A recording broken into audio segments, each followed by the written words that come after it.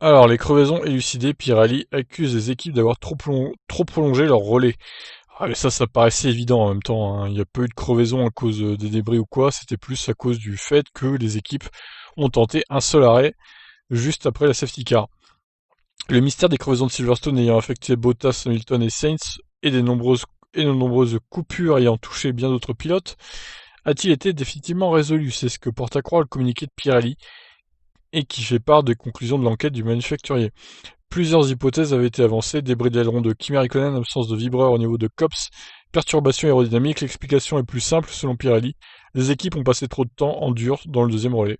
En effet, l'entrée en piste de la voiture de sécurité suite au crash de 4 avait conduit les équipes à rallonger leur deuxième relais au-delà de la limite prescrite par Pirelli, qui se disculpe ainsi en rejetant la faute sur les stratèges.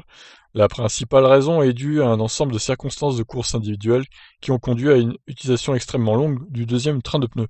La deuxième période de safety car a incité presque toutes les équipes à anticiper leur arrêt au stand prévu et à effectuer ainsi un dernier relais particulièrement long, environ 40 tours, soit plus des trois quarts de la longueur totale de la course sur l'un des circuits les plus exigeants du calendrier, précise Pirelli.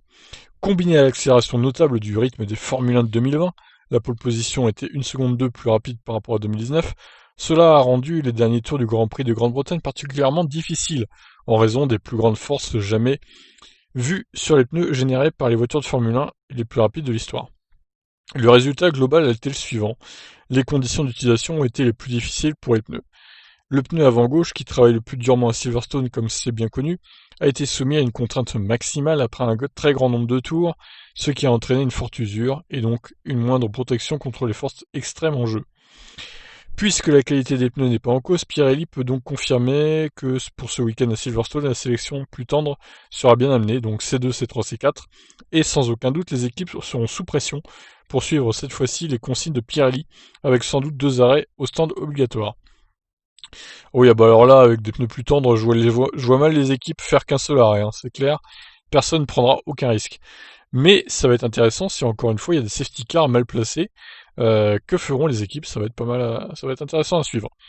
Pirelli apportera cependant un correctif. La prescription d'utilisation sera également revue en augmentant les pressions minimales des pneus pour réduire les contraintes sur la construction. Reste à voir si les directeurs d'équipe comme Toto Wolff, qui ne voyaient pas le rapport entre relais prolongé et crevaison pneumatique, reprendront à bon compte les conclusions de Pirelli.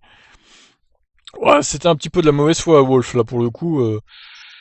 C'était évident que c'était à cause du fait que les équipes ont rallongé leur dernier relais avec les pneus durs quoi, hein. Ça reste des pneus durs, mais bon, ils peuvent pas non plus encaisser 50 tours, hein, faut pas déconner. Donc voilà, on verra s'il y a des crevaisons pour la deuxième course à Silverstone. En tout cas, c'est clair que ça a mis un piment énorme à la fin de course de dimanche. C'était assez incroyable, quoi, cette fin de course. Et du coup, Bottas a perdu gros. Sainz aussi, mais bon, lui, il était pas non plus dans la deuxième, donc il joue pas le championnat Carlos. Hamilton a failli perdre gros aussi, hein. Franchement, c'était limite pour lui, il s'en est bien sorti au final, à finir sur 3 roues et à remporter le Grand Prix. C'était quand même assez épique. Voilà, ben écoutez, on verra ce que ça donne, je vous laisse réagir. Qu'en pensez-vous? Ciao.